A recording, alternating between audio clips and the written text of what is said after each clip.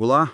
Hoje a gente vai mergulhar fundo na arte e também na ciência daquela escrita que convence, sabe? Aquela que vende. O copywriting. Exato. E a nossa fonte para essa conversa é o livro 100 Grandes Ideias de Copywriting, do Andy Meslen. Isso. E o legal é que a ideia aqui não é ficar na teoria. É pescar as táticas, os princípios que, sim, funcionam de verdade. Seja num e-mail, num site, onde for. Exatamente. E tem uma imagem da introdução do livro que, nossa, ficou na minha cabeça. Ele conta que começou em 1986. Puxa, faz tempo. Muito. E ele escrevia com caneta tinteiro, depois uma secretária tinha que datilografar tudo, Que loucura imaginar isso hoje. né? Mas o ponto dele é, a tecnologia mudou da água para o vinho, mas os pilares da persuasão humana, esses não mudaram nada. Vamos ver que pilares são esses. Vamos lá. Para começar, vamos direto no que o livro diz que é o maior erro de todos. A ideia número 1, não é sobre você. Parece simples, né? Parece óbvio, mas a tentação de falar da nossa empresa, da nossa história, dos nossos prêmios é gigante. Totalmente. O livro defende que a palavra mais poderosa, tipo centro de tudo, é você. E ele dá um exemplo ótimo para provar isso. Sim, o da empresa de cozinhas, a Magnet. É um texto bem curto, umas 87 palavras, e as palavras você ou seu aparecem 8 vezes.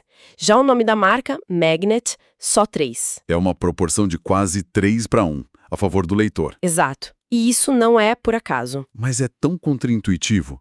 A gente abre um negócio, cria um produto, e a primeira coisa que a gente quer fazer é falar o quanto a gente é bom.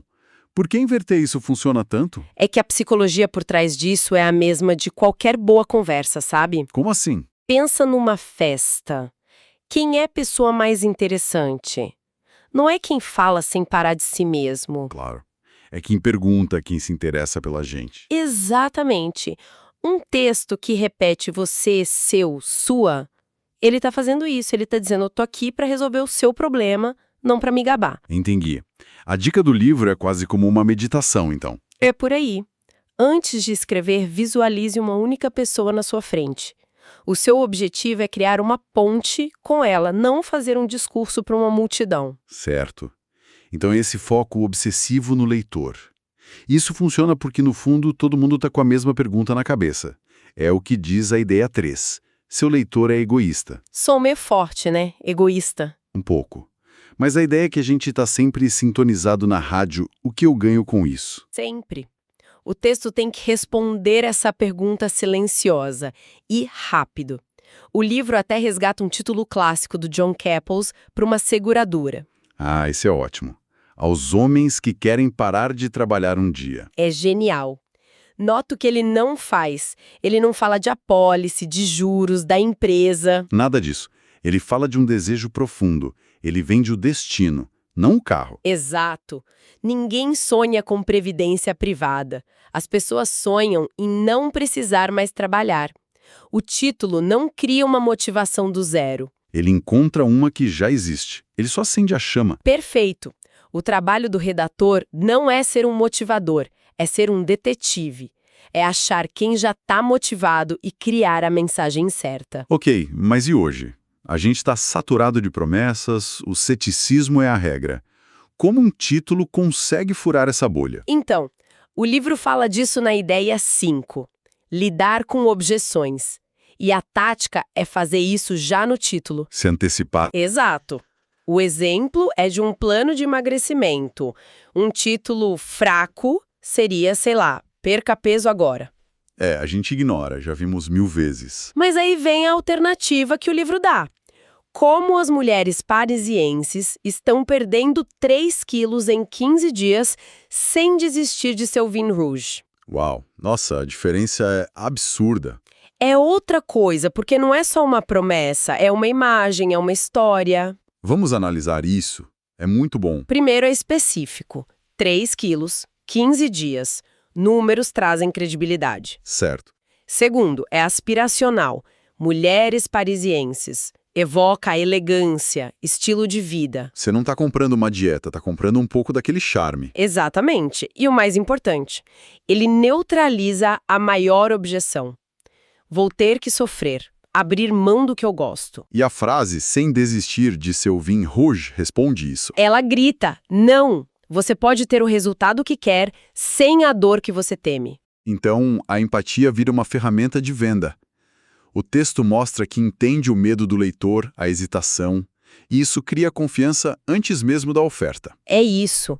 Um bom texto não vende só benefícios, ele acalma medos. E essa empatia toda não pode ser só para criar um clima, né? O livro é bem direto sobre isso na ideia 2, que é um balde de água fria. Lembre-se, você está vendendo. Sim, essa é a armadilha do escritor artista, né? Aquele que se apaixona pelo texto, faz uma coisa poética, bonita. Mas que não leva a lugar nenhum. Exato. O exemplo do livro é de uma mala direta de vinhos. O texto começa super evocativo, o sol está brilhando, uma taça de um branco crocante na rede. Ele te transporta para a cena. Total, já consigo até me imaginar lá, relaxando. Pois é. Mas o texto não para aí. Logo depois de criar essa imagem, ele aterrissa na oferta. E temos um ótimo valor para você com 29 libras de desconto. Ah, a transição. Essa transição é tudo. O texto é um substituto de um vendedor. Um bom vendedor quebra o gelo, mas uma hora ele precisa apresentar o produto e pedir a venda. E esse pedir a venda é o CTA, a chamada para ação. A ideia 4 do livro fala que é aí que muita gente escorrega. É um erro muito comum. O CTA fica por último. A energia já foi embora, o redator está cansado. E sai aquela coisa fraca. Clique aqui, saiba mais. Exato. Mas o livro mostra uma abordagem muito mais forte, da empresa City Equities. Eles usam uma técnica que é o fechamento presumido. Como funciona? A frase é: quando você responder a minha carta, um de nossos revendedores telefonará. Quando? Não se.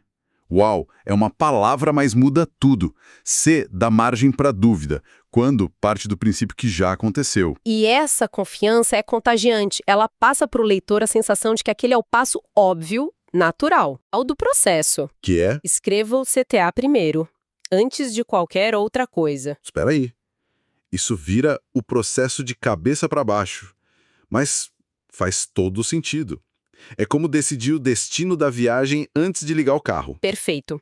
Se o seu objetivo é ligue agora para agendar uma demonstração, cada frase que você escreve antes tem que levar a essa conclusão. O CTA vira a sua estrela guia, não um apêndice no final. Exatamente. Falando em confiança, em como o texto soa, muito disso é o tom. O que me leva a uma das minhas ideias preferidas do livro, a ideia 7, que é tão simples e tão difícil.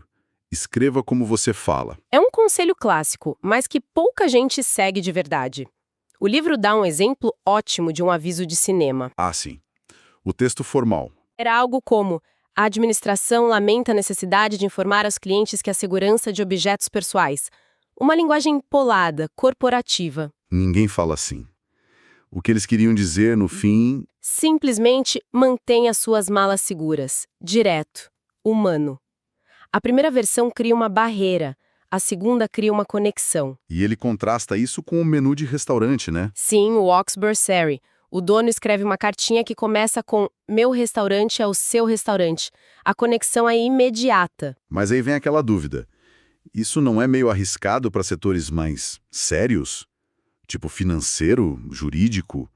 Um tom muito coloquial não pode parecer pouco profissional? Essa é a grande questão. É o medo por trás de muita comunicação ruim. Mas escrever como você fala não quer dizer usar gíria de internet ou ser desleixado. Certo. Significa priorizar a clareza. É usar em vez de utilizar. É fazer frases curtas. A questão não é ser informal, é ser humano. Um médico que explica um diagnóstico de forma clara é mais eficaz e gera mais confiança. Faz sentido. E essa necessidade de ser humano, ela fica ainda maior no online, né? A ideia 9 do livro bate muito nessa tecla. Na web, é ainda mais pessoal. Muito mais.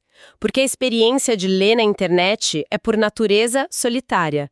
É uma pessoa e uma tela. Não é como ler um outdoor no meio da rua. Exato. E a sua escrita tem que refletir essa realidade de um para um. Uma das dicas mais importantes é: nunca escreva algo como alguns de vocês podem estar pensando. Porque quem tá lendo tá sozinho.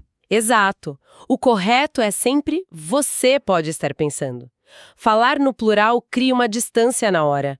A pessoa sente que você está falando para uma multidão e ela é só mais uma. Nossa, é verdade. Quando um e-mail começa com prezado a cliente, eu já sei que é genérico. A atenção é outra. Na web, a informalidade não é só uma opção, é quase sobrevivência. É o que prende, é a conexão humana no meio de tanta distração. Então, se a gente juntar tudo isso que fica, 3 temas me parecem centrais. Primeiro, o foco total no leitor, entendendo suas motivações e medos. Uhum. Segundo, clareza de propósito. Lembrar que o objetivo é vender e tudo tem que levar a um CTA forte. Sim. E terceiro, a voz.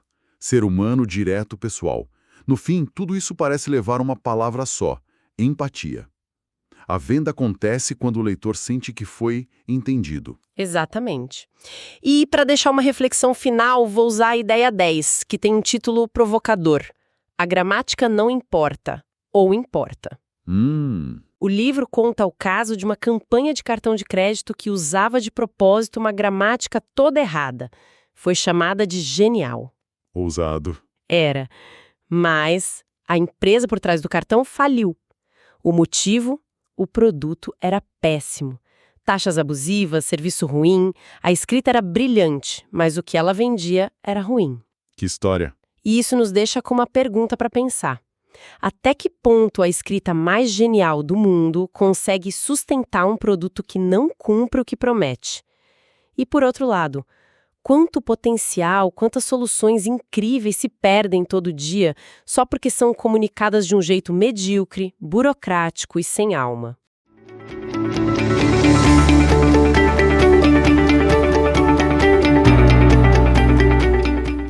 E se eu te dissesse que a habilidade de vender com palavras pode ser, na verdade, a base da nossa liberdade? Parece um baita exagero, né? Mas é exatamente essa a provocação central do livro 100 Grandes Ideias de Copywriting, do Andy Maslin. E hoje a gente vai desvendar alguns dos princípios mais poderosos e práticos desse guia, que é simplesmente essencial para quem escreve para persuadir. O autor já começa com o pé na porta com essa afirmação aí. Para ele, vender não é só, comércio. É a força que move o capitalismo, a democracia e, no fim das contas, a nossa liberdade. Isso, de repente, eleva o copywriting, deixa de ser só uma técnica de marketing e vira uma habilidade fundamental que molda a sociedade em que a gente vive. E pensa só nisso aqui. O autor começou a escrever lá em 1986, com caneta tinteiro. Ele entregava os rascunhos para uma secretária digitar. A tecnologia mudou, nossa, da água para o vinho, mas ele garante que a psicologia da persuasão, que é o coração do copywriting, essa continua a mesmíssima coisa. As ferramentas evoluem, o cérebro humano não. E é isso que nos leva à primeira grande sacada. Vamos desmistificar o copywriting, tirar ele daquele pedestal de arte e colocar no seu verdadeiro lugar, o ofício de vender. Aqui está a ideia central do livro. Todo copywriting que realmente funciona é, na sua essência, uma forma de venda. O objetivo não é só informar ou entreter, é fazer a pessoa agir. Cada palavra tem que ser como um degrau que leva quem está lendo a tomar uma decisão. Ok, então a gente entendeu que o objetivo é vender. Mas como se faz isso? O autor apresenta o primeiro e talvez o mais importante princípio. É uma mudança de foco que transforma de verdade o jeito de escrever. Antes de dar a resposta, vale a pena a gente pensar um pouco. Quando se escreve um texto de vendas, quem é que a gente coloca ali no centro do palco? A nossa empresa? O nosso produto maravilhoso? Aquelas funções super inovadoras? A resposta do autor vai totalmente contra o instinto de quase toda a empresa. Porque, vamos combinar, as empresas adoram falar de si mesmas. Mas não, a estrela do show, a figura central, não pode ser a empresa nem o que ela vende. O holofote tem que virar para outro lugar. E essa citação aqui, nossa, ela resume o problema de um jeito brilhante. Falar para alguém é um monólogo, é uma via de mão única. Agora, falar com alguém, isso cria um diálogo, cria uma conexão. E é exatamente aqui que a maior parte do marketing falha. Fica focado em empurrar uma mensagem, em vez de se conectar com quem está do outro lado. E sem conexão não tem venda. E a ferramenta para criar essa conexão é surpreendentemente simples. É a palavra você. Só essa palavra já muda o foco instantaneamente. Deixa de ser nós estamos dizendo e passa a ser isso aqui é sobre você. Transforma um monólogo de vendas numa conversa bem mais pessoal. O mais legal é que o livro não fica só na filosofia, ele dá uma regra prática, a tal da proporção mágica. Para cada vez que a empresa fala dela mesma, usando nós ou nosso, ela deveria se referir a quem está lendo pelo menos 3 vezes. É um teste super simples para garantir que o foco continue onde deve estar, nos desejos e nos problemas da audiência. E olha só isso em ação. Nesse anúncio de cozinhas, que tem só 87 palavras, a palavra você aparece 8 vezes. Já a marca é mencionada só 3. A proporção é de quase 3:1. E o resultado? O texto não fala sobre armários e bancadas, ele fala sobre os sonhos e o estilo de vida da pessoa e posiciona a cozinha como a solução para realizar tudo isso. Certo. Já entendemos que precisamos focar em quem lê. Mas com qual objetivo? O segundo princípio fundamental do livro é um lembrete crucial que basicamente destrói vários mitos sobre o que é ser um bom copywriter. O autor é brutalmente honesto sobre o que o copywriting não é. Não se trata de impressionar com um vocabulário difícil, nem de ser o mais engraçado da sala, e muito menos de criar uma obra de arte literária. Na verdade, na maioria das vezes, essas coisas podem até atrapalhar o objetivo principal. Essa ideia aqui reforça o ponto de um jeito genial. Pensa assim, o texto nada mais é do que um substituto de um vendedor. Se fosse possível conversar com cada cliente, cara a cara, o foco seria vender, certo? E não fazer um discurso poético. O texto precisa ter essa mesma objetividade, esse mesmo foco prático. E para não deixar dúvida, o autor define vender como um processo completo. Começa identificando o público certo, passa por entender as motivações e os medos desse público. Depois, comunica o valor da solução e, crucialmente, fecha o negócio, pedindo ação. E é aí que tudo se conecta. Cada palavra, cada frase, cada parágrafo, tudo precisa estar a serviço desse processo de venda. Como o autor mesmo diz, não se trata de descrever um vinho de forma poética. Se trata de guiar a pessoa pela jornada de compra até o ponto em que ela decide: é isso, eu quero. Então, como é que a gente pega esses 2 grandes princípios e transforma numa mentalidade prática, algo para usar, tipo, hoje? No fim das contas, tudo se resume a 2 passos bem simples. Primeiro, mude o herói da história. A história não é sobre a sua empresa, é sobre a pessoa que está lendo. E segundo, nunca, jamais, perca o foco no objetivo. Cada palavra tem que trabalhar para persuadir e levar à venda. E para fechar, fica aqui uma pergunta para a gente refletir. Depois de tudo isso que a gente viu, pega um texto de vendas qualquer, pode até ser um seu, e se pergunte, ele está falando para o leitor ou está falando com ele? A resposta para essa pergunta pode ser a chave para entender por que esse texto funciona ou por que não.